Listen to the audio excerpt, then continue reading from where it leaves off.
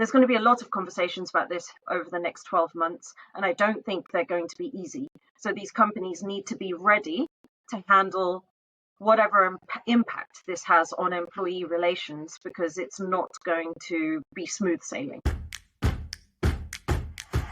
Welcome to This Isn't Working, the podcast for employers and employees who think it's time to talk about the failings of workplace culture and how we can do better. I'm your host, Tanya de Grunwald, an HR commentator who's watching, listening, and hopefully asking the right questions. Okay, let's get this working. Hi, Heeral. Thank you so much for joining. It's been a busy week and we've got lots to discuss. We certainly have, and I'm really excited we're making this conversation happen. So today we're talking about DEI in distress. Will the industry survive Trump's attack? It's been a really, really big week for DEI. Suddenly we're totally on the map and everyone's talking about what on earth is going on and what will happen next. So clearly Trump's victory in November has started what seems to be called a vibe shift, which I think we probably felt even in November. But now we're seeing that actually playing out in terms of actual policies, or at least these executive orders, which he's brought in immediately, having been inaugurated on the 20th. So it's not really clear how lasting these are going to be, whether they're even legal. I think a lot of them will face legal challenges. We are not the experts on the American system, but what we're going to talk about today is a little bit about the possible implications of it on an industry that we have been watching quite closely, and also what that might mean for employers going forward, particularly in the UK, which is where we're both based. It's been pretty lively on LinkedIn. What would you say has been your kind of take home from this week of watching what's going on? Two main take homes: that we're not at any risk of the world becoming less polarized over the next year or so. That's point number one. Point number two, what I'm particularly concerned by are the number of UK HR professionals who are planting their flag in the sand about what they think is happening over there and their personal opinions on what's happening in America. I think that's exposing themselves to a very big risk.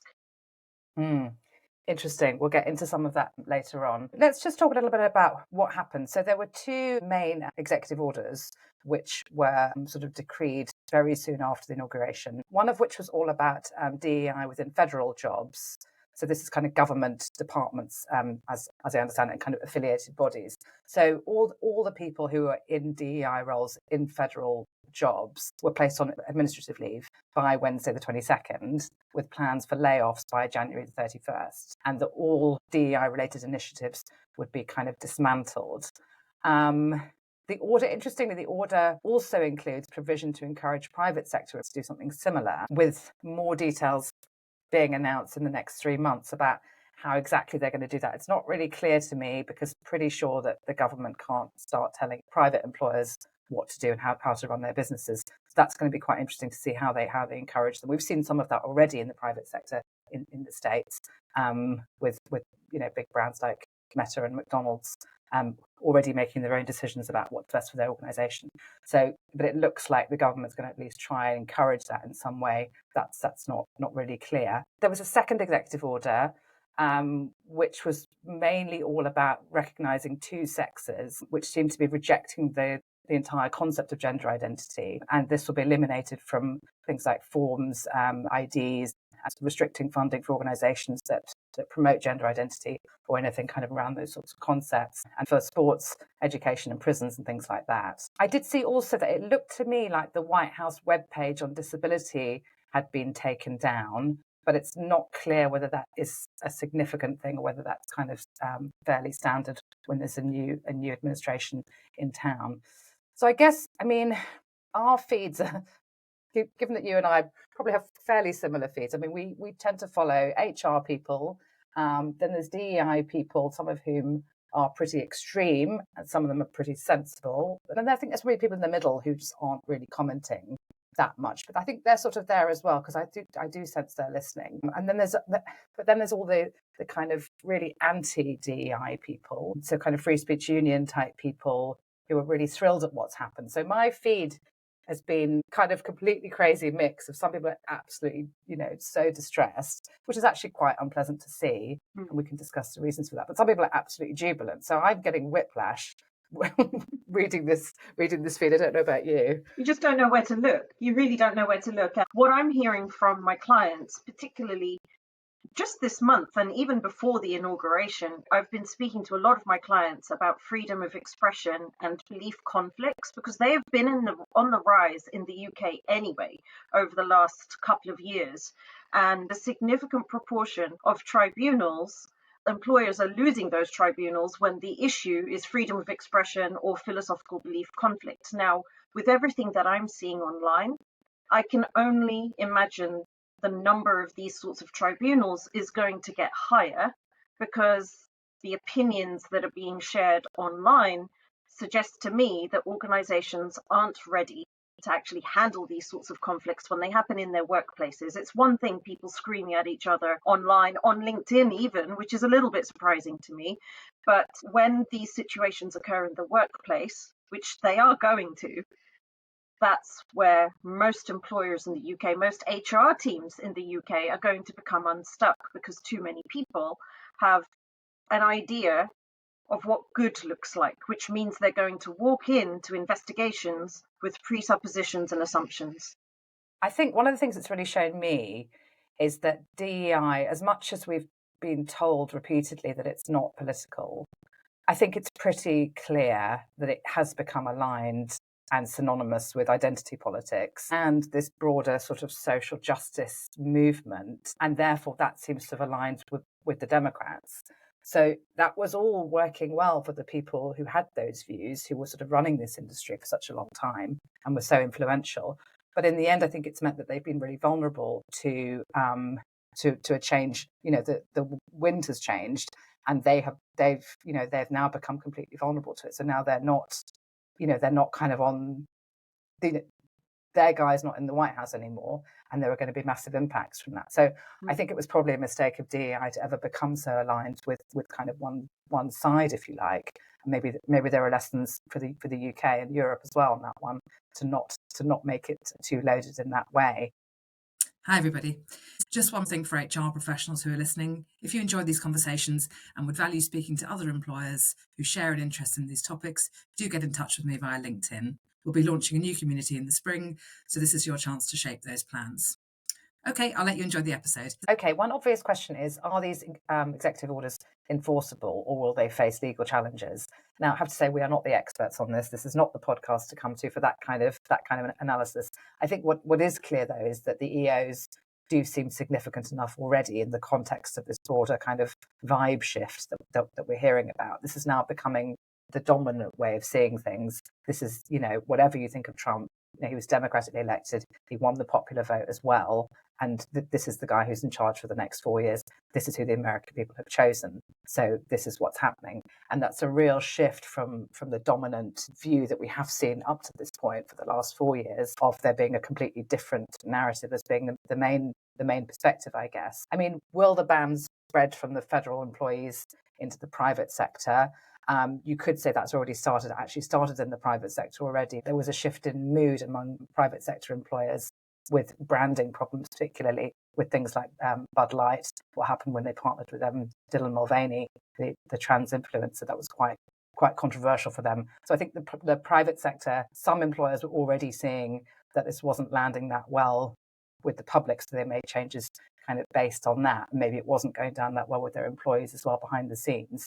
There were a few exceptions. So people like Costco are still hanging on to all their DEI stuff. So that's quite a mixed picture. But now it's federal employees might be moving ahead in that way. So I kind of see them all kind of moving together in the end, because I think they all want to be on the same side as the people who are in charge and the person who got democratically elected. And that seems to be the mood of the country. So to pull in the other direction, maintaining that it's you that's on the right side of history and it's you that understands the public, and therefore your employees, seems like a difficult place to put yourself. What do you think?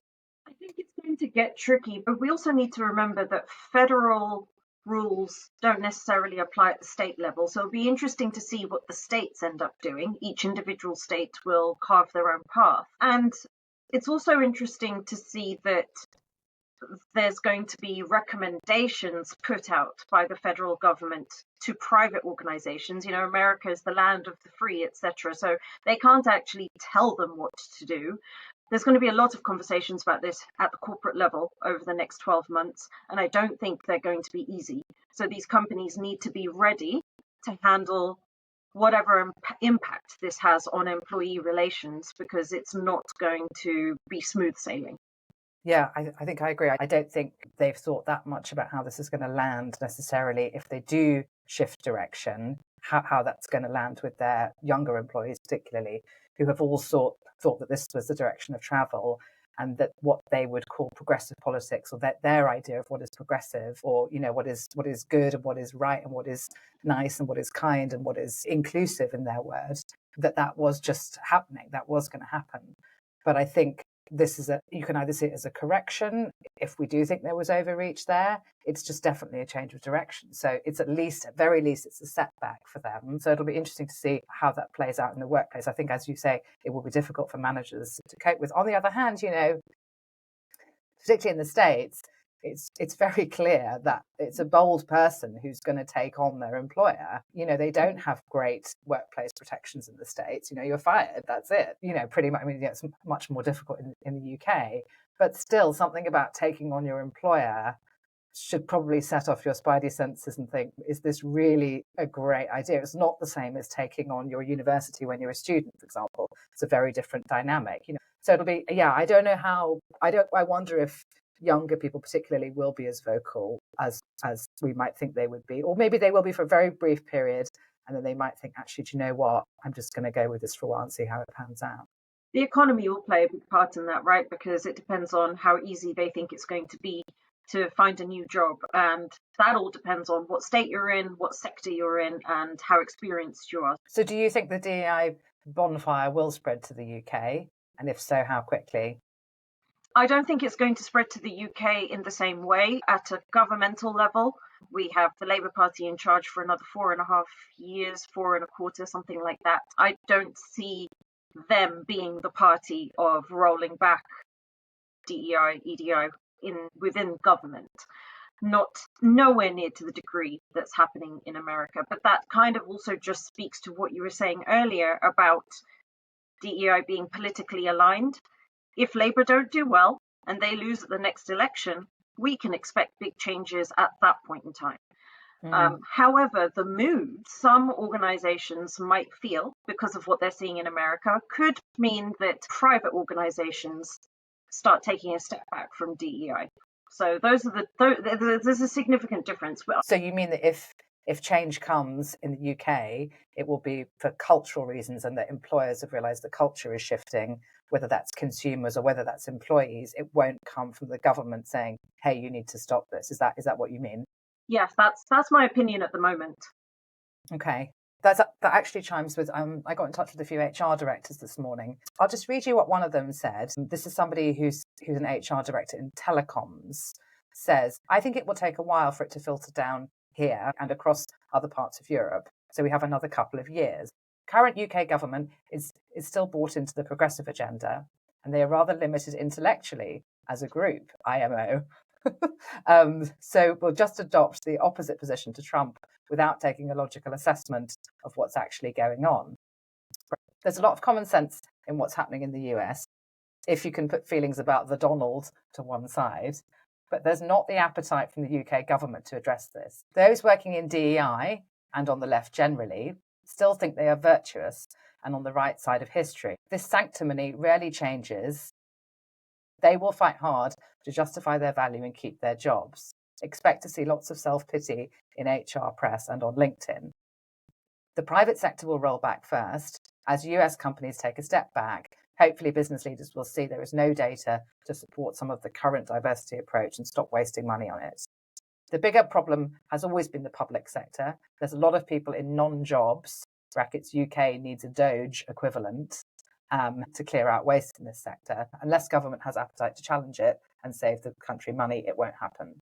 Then he makes a reference to the inclusion at work panel, which he thought was good. I would personally love there to be a bonfire of the current DEI adoption in the UK, and we get back to something balanced and sensible. brackets, which people like you, Simon Fanshawe and others champion. But I think it's still a few years away. The critical thing for me is data. Alex Edmonds, with whom I did a previous podcast, a statistician in this area, is so important to this by challenging the McKinsey myth. As long as people still harp on about, and this is in quotes, diversity is proven to improve business performance, when there is no evidence of this, it will still cling on. If Alex's voice gets bigger in the UK, and yours, mine, we have a chance to challenge the false data which currently drives the DEI agenda. Sensible HR directors will hopefully roll back some of the madness. So there you go. That's a sense from him. What did you think about that response? Is that what you'd expect from a UK HR director in telecoms? Is it what I would expect? It's certainly not the norm, but it's what we should be hearing more of, or at least a little bit more pragmatism. One thing that I agree with that HR director on is that we're going to see a lot of external EDI people who do similar work to me, but not the same, and I'll tell you how it's different. They're going to find themselves struggling to get work.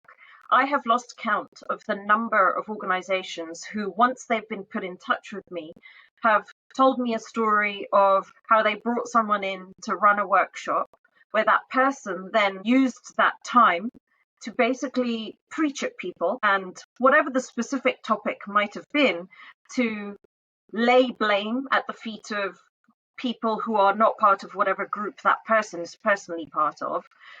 And that created more problems than whatever the HR director was seeking to solve by bringing a speaker in the first place. We have to remember, as we approach this work, the purpose of it is to bring people together, not to push them further apart. So diversity of identity is not guaranteed to give you good outcomes. The McKinsey myth, as he mentions it, it's a very surface level analysis that has actually done more harm than good to the work that EDI people are trying to do. I don't know when we got this idea or who's got this idea still that DEI training sessions are about anybody using it as a platform to promote their own political views. That seems to be so far from what we're supposed to be doing. I'm very, very concerned about this. I did hear from another HR director who's a little bit more measured, and he said for the vast majority of businesses, it won't have any impact at all in terms of the work they're doing to create fairer workplaces and to attract more diverse talent. What this plays to is the more extreme sides of both arguments. Those against will say this is the end of DEI, and those for will say this is fascism, etc. But in the end, it's wholly irrelevant because most sensible organisations aren't in either camp and just crack on and do their own thing. I think it might be more of a challenge for the public sector, who might feel under more pressure, and maybe those high-profile brands who've made a specific stance. Then he says, but has it occupied 30 seconds of my headspace this week? No. And if you're having lots of debates at work about it, it might be because you need to do some correction anyway. Ultimately, this is a fictitious culture war that has very little impact on the vast majority of working people. That last line, I'm not totally sure that's true. I think people feel it more in certain organisations and certain industries than others. I think if you're in a kind of office-based role, it can feel extremely oppressive. I would imagine if you're kind of an engineer out in the field, you're less likely to come into contact with this sort of thing. Do you agree that it'll be people at different levels of exposure to the worst sides of DEI, depending on what industry they're in and what sort of role they're doing? It depends very much on the concentration of people as well. If you notice that these conversations happen a lot more regularly in the bigger cities, in the US and in the UK, when organizations have a very spread out workforce, some of whom or a lot of whom might not be in the cities, they're the ones that actually find they have people looking around going, what are you talking about? This isn't an issue here. In places that aren't very diverse, maybe from an ethnicity perspective at all, some of those conversations end up being completely irrelevant for some parts of the country. It does seem to be also that workplaces where there are more graduates, more university graduates, tend to have kind of adopted a lot more of these sorts of ideas. So it's going to be more obvious, I think, in those sorts of work environments. Okay. Let's move on to, I don't think either of us were surprised by this development. Wherever we align politically is totally not relevant for this conversation. Everybody should be removing their own personal opinions out of these conversations. So hopefully we can model that. I think you and I both consume media from quite diverse sources. I actually listen to all sorts of stuff. I need everything from sort of Spike to Novara. For the American stuff, there's a lot of sort of middle of the road, sort of quite centrist stuff in the UK, which I listen to as well. But at some point I was starting to feel like I don't understand why Trump is so popular. So I went and did a bit more digging. It's not about whether I agree with these people, but I was curious enough to think, what is it that I'm missing? Because, we get such reports about Trump and, he's a very, sort of cartoonish character in a way. And yet he seems to be very popular in the States. And I wanted to understand that. I don't know if everybody shares that curiosity. So I think we're both consuming quite diverse sources, which I think is probably the only way to survive the next 4 years, frankly, because if you don't understand the other side, it's very easy to become quite confused and quite frightened about what other people think. And actually, you need to understand where they're coming from and why the messages from Trump's campaign were chiming with people. Who knows how it's going to go from here? It's going to be a bumpy 4 years. I'm not sure anybody would disagree with that on any side. But I think it's important to understand a little bit more about the psyche of the American voters and what's going on for them. I started following the American election campaign quite early last year, and it was very apparent, if you were paying attention to the conversations that were happening online, it was really apparent that Trump was going to win, that he was racing ahead in terms of general opinion of normal everyday people because of some of the policies and conversations that they were talking about. So I'm surprised that so many people are surprised that he won. Me too. I just don't understand that. It was so clear. If you are a person that's only getting their news from the BBC and equivalent organizations in America, then yes, I guess it's a bit more understandable. But we know that the algorithms are manipulating us. And so it's on us to seek out different information or a variety of information. We shouldn't just be relying on one source. And I think that's why, it's one of the reasons why we've been talking to each other quite a lot offline, that we're looking at, well, what's happening over here? What are people saying over there? And for anyone who's working in the EDI space like I am, you do need to be aware of these sorts of sentiments, because those sorts of sentiments don't just stay at home. They're going to show up in the workplace, and we need to understand where they're coming from and how we're going to navigate them, whichever side of the political spectrum they might be. And this is where the conflicts that are occurring in the workplace, and that I think are going to continue occurring in the workplace, this is where these conflicts are going to cause real issues for HR people, because I have seen so many HR and EDI people over the last 3 months say that they're leaving platforms like X. Yeah. But actually, it's on that platform where I saw how one side was talking, how the other side was talking, and which one seemed like it was racing ahead. And we need to be able to understand that. We can't run away from it. Yeah, that made me really nervous. I mean, listen, people are free to choose to use whichever platforms they wish. It made me nervous to see organisations doing that, making those statements on behalf of the whole organisation. It seems to me like running to sort of put the cotton wool around the echo chamber when you're hearing stuff that you don't like. I get it. Alex Edmonds talks about all the things that go on in our brain when we hear things we don't like, and our bodies. It makes us want to run away from things. But I think it's a really, really bad strategy. And I think a better strategy is to become more robust at hearing things that you don't like and thinking, I don't agree with all of that, but I kind of see where they're coming from, and I will bear that in mind, that there are people who have those views, without demonizing them, othering them in the language of DEI. So I think,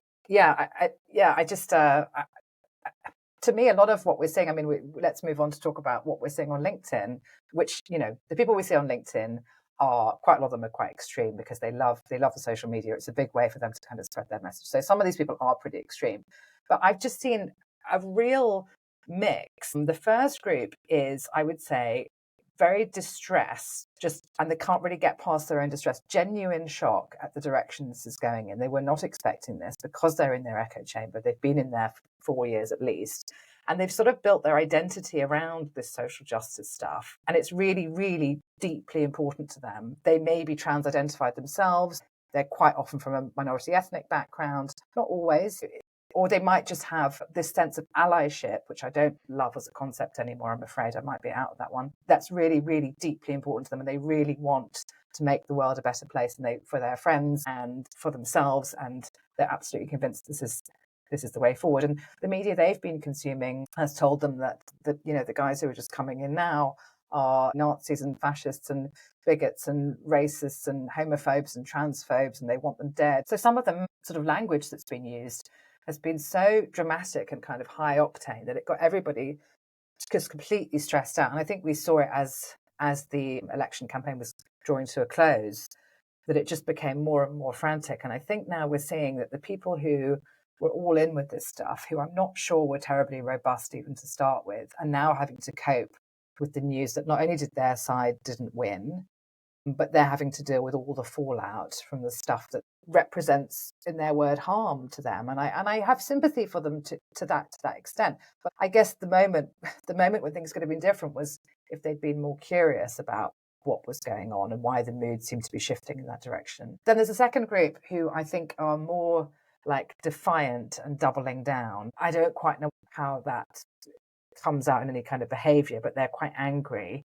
And actually some of their stuff is a little bit bordering on disturbing. There's not that many of them, but there's enough to make me a little bit concerned about that group. And there's another group, which I wonder if you can help me with, who are the ones who were maybe slightly more moderate. They were still pretty extreme, but they're slightly more moderate. And they are now coming out with all sorts of ideas about how to save DEI, which includes things like being more evidence-based, being more open to the views of other people, making sure you stay within line, within the law, which is kind of the stuff that you and I have been saying for the last 2 years. And yet I thought they didn't know that's what they needed to do. But apparently they did, because now they're coming out with it as if this is new ideas. What do you think is going on there? Am I mad? I felt like I'm stepped out of a time machine. Like, they've got the right ideas, they're just 2 years too late. 2 years too late is exactly it, because there have been no end of people who have been pushing back to their way of doing EDI until now this change has occurred. So now suddenly people are talking about fairness in how we do EDI and how we recruit people, as opposed to some sort of restorative bias in the process of recruiting. I think it's very interesting that some of these people are incredibly LinkedIn famous influencers within the EDI space, and people are falling in line saying what an incredible idea this is. This is exactly what we should do now. This is how we navigate this situation. It's how we should always have been doing this work. If this is how everyone had been doing the work, we would never have seen the level of pushback that has been apparent over the previous 6 months, 12 months. So it feels a bit rich to me that this is what's now coming out. It is disingenuous, to say the least, because it's like they're trying to wipe the slate clean of everything they may have ever said before about what their actual intentions with EDI were. And EDI within the workplace context should always have been around fairness. And that also includes, of course, removing obstacles that might get in people's way, whoever those people happen to be. But it should always have been around fairness. And if we do things properly, then we would have built environments where that was already occurring, except there were literally EDI people getting in the way of that because they had their own agenda related sometimes, not all the time, but an agenda related either to their own identity characteristics or an agenda related to whoever they are allied with. And I agree with you around the terminology of allyship. I actually don't like it. I don't need an ally. If something bad is happening to me, I'd like an active bystander, someone who's going to help me. But I don't need an ally who comes in and says, there, someone's having it so hard, I'm going to speak for you, I'm going to give you support. I didn't ask you for any support. There was one post, which I think you and I both saw, which came from an American DEI person who is, pretty extreme, but one of the more moderate, I would say, people, called Lily Zheng. And Lily, this post is basically saying, what we need is 4 things: outcomes based, focused on measurable results rather than flimsy signals of commitment. Okay, brilliant. Systems focused, using change management to shift workplace systems rather than surface level awareness. Great. Coalition driven, seeking to engage the collective rather than delegating the burden of blame or change onto cliques. And the 4th thing is win-win, communicating the benefits of healthy organizations for everyone, rejecting zero-sum framing. It's not a terrible post. I just think it's 2 years too late. But this has had, wait for it, this has had 1,700 likes. 1,700? So from this, that's a lot for LinkedIn. So people like it. So the people that follow this person think this is a great idea now that everything's falling apart. But I'm like, oh guys, we could have, if you'd been a little bit better at listening to everybody else as we went along, it didn't have to be like this. But anyway, we'll see. As I say, these are the more extreme people, and they are more extreme in the States, I think, than they are in the UK. They certainly are. It's not like there's been plenty of reports and things out. I mean, for a long time, there's loads of studies that have done really good work in this area. So I just don't really get that why it's such a surprise. I mean, you and I we've tried to engage with these people over the last year or so, particularly, trying to be sort of like, oh, this is an interesting point. Have you thought about such and such? We're really, really polite, genuinely seeking to understand their position and possibly trying to open their minds up a little bit to other ways of thinking and help them to understand that maybe employers don't necessarily have the same priorities as they do personally. This is about balance in the workplace. This is not about anybody pushing their agenda. Employers need help to position whatever they want to do in a way that works for everybody. You've got to think, these people think this, these people think that. How are we going to all work together in a way that is productive, where we get stuff done for this organization? In a private sector, that means making money. Mm-hmm. Public sector, it means moving this organization forward and achieving our goals. How are we going to recruit the best people, retain the best people, and basically get along and get stuff done? That's the general idea. So I don't know why they lost track of that. I mean, there were so many signs that things were going in the wrong direction. I mean, when was the Matt Walsh film out that was called Am I Racist? Oh, that was last year. I think it might have been October or November. I did a review episode with James Estes about it. That was a real kind of broadside against DEI. I don't know if any of these people watched it. They should have watched it. I don't think they did. But if they had, they should have been thinking, oh, if Kamala Harris doesn't win and this stuff is popular, then maybe we need to think about our approach. There were loads of signs. There was the Bud Light backlash was massive in the States. It was huge news. Target, all this stuff has been happening and they just haven't reacted quickly enough. I don't know. They've just been heads buried in the sand because they didn't like what was happening. It was easier to either ignore it or dismiss it and say, this is just a pocket of hateful people, as opposed to having some curiosity, which is what EDI is all about, right? Everyone talks about being curious. Well, everyone needs to be curious. That's the only way we'll understand what's happening. It's the only way to make sense of what's happening. Why does this group feel this way? Why does that group feel this way? And now how are we going to bring them together so that they can, at least in the work context, that they can work together effectively? A good EDI practitioner is effectively helping their client be a good mediator between the people there who may be at odds with each other from an identity perspective, whatever that might be. But they don't have the capacity to do that. How can you bring people together if your MO is to actually just have a go at groups that you have a problem with without actually understanding or listening to them? The greatest distress seems to be around race and also trans. And with the trans issues, I think a lot of what I'm seeing is around, my right to exist, that sort of language. Yeah. The genocide. Very upset language. Very upset, very distressed. And I can't help thinking these people are quite vulnerable. They were always quite vulnerable in all sorts of ways. And they have built an identity, a large part of their identity around all of this stuff.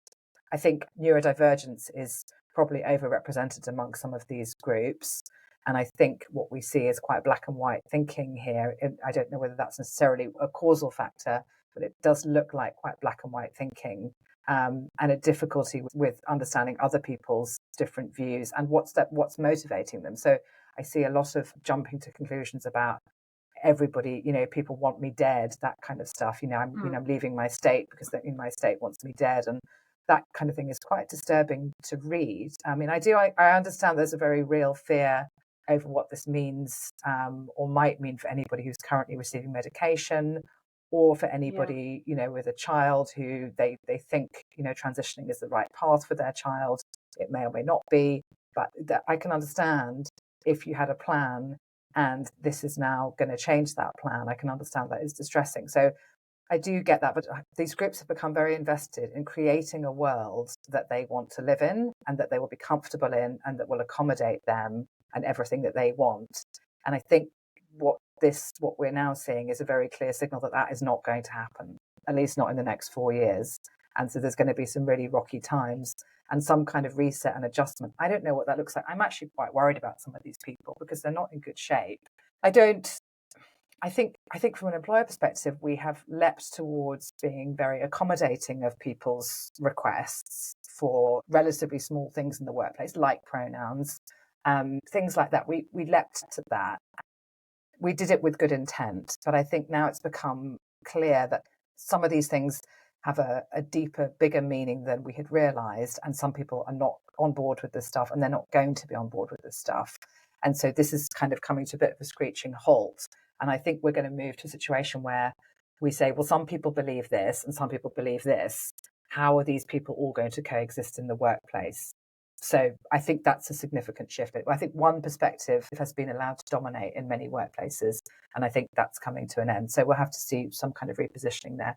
I think it's going to be quite bumpy, though. It is going to be bumpy. Let me give you an example of why I know it's going to be bumpy. I had a conversation with an educational institute last year, I think in October or November, where they were explaining a situation to me that had occurred in the workplace, and that conversation led down the road of talking about gender identity and pronouns, etc. And they didn't know, this is the HR team, they didn't know that gender critical beliefs are now protected by law. So they were about to go down a route with an employee that could have easily turned into a tribunal because they would have overstepped the mark, because they don't even know. An HR team that oversees several hundred people, and in an educational institution no less. So conversations about the transgender community happen at probably at a greater frequency in those sorts of workplaces than they do in maybe some others. And they didn't know about this. So there is an incredible lack of knowledge, but that lack of knowledge is one thing. You can gain knowledge. That's not. There is a fundamental flaw in their approach to how they will deal with situations like this, because again, they already had an idea of what good is and what bad is, and they couldn't fathom the existence of gender critical beliefs. Now, there are many, many beliefs out there that are, one, protected by law, and two, that many people would disagree with. But that's the whole point. We might disagree with it, but the belief is still protected. And I think people have actually forgotten and become a bit complacent. HR people as well, they've forgotten that actually it's a good thing that we have these protections, that we are allowed by law to believe whatever we want to believe, as long as we are not actively discriminating against people. But they seem to be quite keen to have those freedoms stripped away. So it's something that I think in-house HR teams need to reflect on a bit more. That's a really good point about what's happening in-house in terms of HR teams and DEI teams. I mean, I guess the most extreme voices that we're seeing on LinkedIn have been from the external trainers and consultants, because that's the message that they're pushing, and it has always been quite extreme. But I guess it's entirely possible that you've got people working within your organisation in HR and DEI who feel a similar sort of sense of duty, I suppose, at this historic moment to step up and be on the right side of history. And they think America voted for the wrong person, and they want to do their bit in pushing back. There was a bishop who gave a sermon to the Trump family. I think it was either the day of the inauguration or the next day, and it was quite political. She seemed to feel that it was this was her moment, the only job opportunity she was going to get to make her point, which was that she wanted to remind Donald Trump to show mercy towards illegal migrants, and then also to what she refers to as transgender children. So there was a lot of support for this person online from HR people, from DEI people. And I think a lot of them feel a similar sense of like, I have to stand up. I've seen quite a lot of people writing this, I don't normally write about politics, but I feel I must. That sort of idea is coming in. People feel I can't stay silent. This whole idea of silence is violence. So people feel a real sense of duty, I think. And if you've got some of those people in your HR or DEI teams in-house, then I think that might be something to consider, how best to move forward from there, what kind of problems that might be created. They are creating an incredible amount of risk exposure that I don't think they realise, because they're planting their flag in the sand. They think they're doing the right thing, and as an individual, they absolutely have the right to express their opinion, except they're expressing it on a professional platform where they are representing themselves as HR professionals. The problem with that then means that if and when an issue occurs at work, and they are responsible for investigating that issue, if either party that's being investigated is unhappy with the way that it turns out, I can see it happening that they go and look at this HR professional's online feed, find these posts, and then use that to say, how could you possibly be impartial to me in this specific scenario when you have very clearly stated how deeply you feel for this issue, and I'm on the other side of it. And you have written in black and white where you stand. So HR professionals, in-house HR professionals, are exposing themselves to exposing their employers actually to a huge amount of reputational and financial risk, and I don't think they realize they're doing it. But external people are doing it too. I've seen external HR consultants planting their flags in the sand.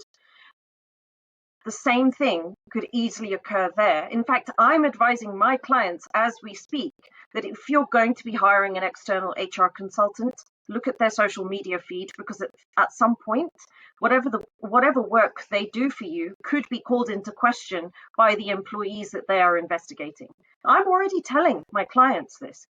Check their HR consultant's social media feed. But the whole point is that these people are being brought in to try and fix problems or make sure problems don't happen. And from what you're saying, they're actually creating risk for the organisation. I mean, how did we get here, Heeral? They're creating risk, and the thing is, they don't even see it, because I had an exchange with one of them, and they said to me that when I'm working, I can park my personal beliefs and park my assumptions and do the work professionally. I hope you can. We all need to be able to do that. But the point is, because you've written what you've written, people can call that into question. You've made it so easy for them to call that into question. I just don't understand how they don't see it. And these are the very same people who, as the tides turn, forget that, even if the tides don't turn, if there is a recession, if there's an economic downturn, EDI professionals like me, I'm ready for it, I'm aware of it. EDI professionals like me, the work will dry up. Of course it will. So we need to be the best that are out there so that we aren't the ones that work dries up for. If someone like that who's exposed themselves to be biased, good luck. Good luck. So you pointed out to me that actually you've spotted a little bit of possible hypocrisy from the Trump side in terms of them maybe not being as committed to open and fair recruitment as they claim to be, or meritocracy as they claim to be. Can you just give me an example of what you read? Was it from someone else? It was from someone else. It was someone writing on X. They were basically raising the question, well, first of all, there's hypocrisy everywhere, right? But the hypocrisy in Trump's administration, and probably all administrations, are they hiring the best person for the job, or are they hiring the most loyal person for the job? Loyalty is demanded in politics, right? And we see that, or certainly seems that way, even in the cabinet picks here in the UK. It's people who are loyal to the leader as opposed to the smartest person for the job. So that hypocrisy certainly exists, and I think that exists in politics across the board. But it's especially rich when the drive for meritocracy is coming from an administration where probably most of the picks are loyalty picks. Yeah, that's a fair point. I don't know if we saw the evidence of a fair recruitment process behind many of these appointments. I certainly don't think there were many candidates in line for many of these roles, but I guess they're free to hire whoever they want. But you're right. They have a process where the picks have to be confirmed by the Senate. We don't even have that over here. So we have true loyalty picks over here. The Prime Minister chooses the Chancellor. No one has a say in it. Yeah, it's worth thinking about. Okay, let's finish by talking about our predictions. So do you think there's going to be a DEI kind of jobs bonfire? I think the first people that we both probably think are going to be hit are the consultants, the DEI trainers who frankly didn't really have very much evidence for any of their work in the first place, who can't evidence any positive impact, who are overtly political in the gender space. I would say anybody who's still promoting puberty blockers in the UK, where they've been banned, is probably kind of at risk, because all that stuff is something that employers seem to be wanting to move away from. People who've, I guess, who've kind of aligned themselves very clearly with a particular political stance or very strong opinion, I think are probably most at risk. I don't know where they're going to end up, because there's a cottage industry that's sprung up. It's quite a big cottage industry actually, but just thinking about those sorts of people, you know, where are they going to go? I mean, are they unemployable? Who's going to hire these people? So this is a good question, because I'm part of this cottage industry, right? Which sometimes these days I'm not sure how I feel about it. However, going back to your question as to whether or not they're employable, it's going to be difficult if there is also the cull in in-house EDI roles. In fact, something that I saw on LinkedIn just the other day was an HR professional. I don't know if complaining is the right word, but they certainly weren't particularly happy about the fact that a lot of their peers are saying, we got rid of our EDI person and now suddenly I have to do all the EDI work. So the roles are slowly disappearing. Maybe it's not even that slow. I haven't looked it up. But there's going to be trouble for in-house and external EDI people. Now, I'm fortunate. I've been working on my plan B for quite some time, but I know that there's a lot of people who absolutely just don't think that way, right? It's people don't think that way. They don't think that a bad thing's going to happen. Now, of course, all I want to do is ask what your plan B is. No, I'm not talking about my plan B. Okay. Does it involve saving the day with all of this muddle that we've got ourselves into? Because that's definitely my plan. I don't know. I mean, if people want me to do it, then I'm happy to facilitate those. I haven't got all the answers, but I think I've got some of the right questions and some great people as well. Mm-hmm. Yeah, so we'll see. I mean, you know, I can't make employers want to sort this stuff out, and I think they do. I think they will, but it's been difficult to talk about. So hopefully we can open up those conversations. One of the reasons why I'm worried about whether these people are employable is because I think they're taking with them a certain attitude of, you know, the harsh world turned against us. We were on the right road for a long time. It was all going so well, and then we had Trump, and then it's all gone wrong. And I don't know who that messaging is appealing to. Some of these people are actually, let's just say it, quite annoying. But they are also typically quite young and typically quite vulnerable in some senses. They have pinned everything to this. They've built their whole identity around it. They've built their whole career around it. And I was worried about this when I first noticed it about 2 or 3 years ago.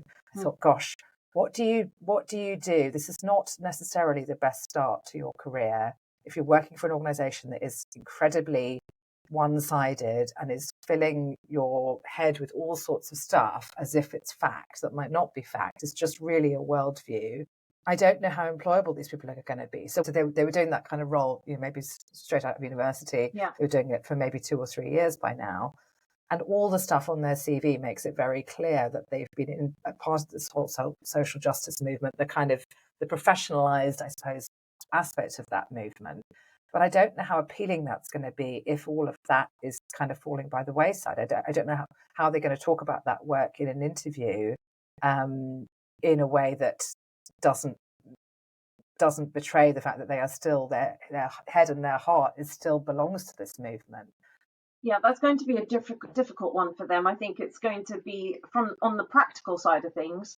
It's going to probably require a cleanse of their social media and a CV that focuses on transferable skills. That's the practical side of things. But how they will approach interviews and how they will talk about what work they've done and what achievements they have and what skills they have, I have no idea. I don't know. I guess I'm fortunate in that I came into this work after a career in the city that was 15 years long, and I brought a set of skills into this work that I simply didn't have when I was 21. So someone going into this work at the age of 21, I think that's a really tall order to begin with.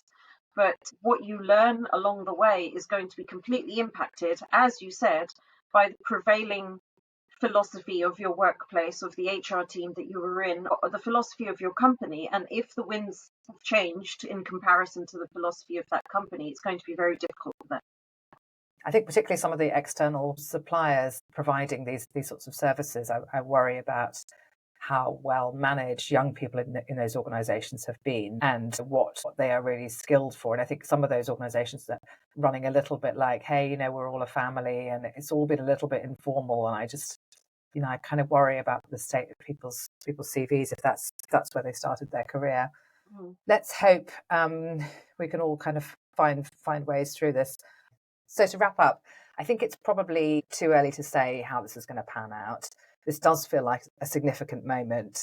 I can just feel the sort of zeitgeist vibes thing, which I can't ignore. I don't think it's quite clear the detail of how this is going to pan out, either in America or in Europe or in the UK. But I think something has definitely shifted, and I think it's sensible to pay attention and make sure that you've got a diverse range of news sources so you understand what's going on. Because I think HR can't exist in a vacuum. This is the stuff that all your employees are looking at and reading and thinking about and talking about in the pub. So if you're just in your little bubble, your little echo chamber of people who are all thinking the same way, and have to say HR and DEI people do tend to be on the left-leaning side. So it is worth seeking out even some kind of centre-right type stuff to start understanding what's going on. I recommend Megyn Kelly does really good coverage of the US kind of culture stuff. She's sort of centre right, I suppose. I know she did speak at a Trump rally, but she's quite entertaining and she's quite personable, and she doesn't scream at you like Piers Morgan. So I quite like her, and she does a lot of kind of quite fun coverage as well. So it's just worth exposing yourself to a little bit more politics from sources that you're not used to. I suppose that's probably the best way to inoculate yourself against some of the kind of the trouble coming our way. What are your thoughts in wrapping up? I would say HR people watching this podcast, take a look at your social media feeds and go through and delete things that you think actually might cause a risk exposure to you at a future date from an investigations perspective. That's the most practical thing I can advise people to do right now, because I just know that's going to come up this year. Yes, I think there's all sorts of risks, and I think there's opportunities as well. I think we've talked on this podcast before about, would it be so terrible if we ditched some of the performative stuff, which is getting on people's nerves, frankly, and got back to the more evidence-based DEI stuff, which we can see the impact of, which is the good stuff that actually makes your workforce more productive, means that you hire the best people, retain the best people, and have as little aggro as possible in the workplace. Would that be so bad? I mean, that sounds quite good to me. I hope we can do something down the middle. I am concerned about, throwing the baby out with the bathwater. I think that's what they might be about to do in the States. Yeah. I think in the UK we are generally less extreme. And I do think there's more support for things that people don't realise, come under DEI, like having a decent maternity policy, for example, or, all sorts of things to do with disability and social mobility and things like that, which are much more popular. Conversations that aren't happening enough. Yeah, so I think maybe if we can correct a little bit and bring in more of the stuff that is more popular and ditch the stuff that's only performative anyway and was actually getting people's nerves, but is also quite offensive, some of it. I think putting people into buckets and boxes depending on their kind of, immutable characteristics just feels a bit gross. Like, I think we've sort of moved past that. I don't know quite how we've replaced it, but I think there's going to be an adjustment, and hopefully it might be actually for the best if we can find out a way to do it in a moderate way, which my listeners on this podcast a pretty moderate group. They're very smart and they're pretty moderate. So let's hope they're out there. I just think they're not commenting on LinkedIn at the moment because they're seeing what's going on and they're going, I'm not getting involved with that. That looks like a nightmare. Be very sensible. Maybe I should take some of their advice. All right. Thank you so much for joining today. Thank you so much, Tanya.